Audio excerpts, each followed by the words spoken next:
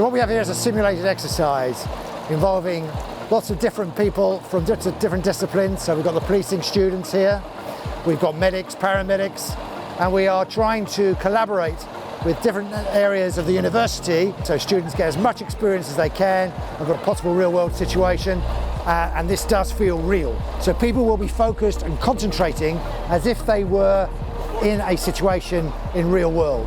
I mean, as a student, if you think for the first 2 years of medicine, for example, we do go out into practice, but we're mainly in medical school, getting learning, getting teaching. So being able to have these extracurricular events where we are in sort of this immersive state is so beneficial.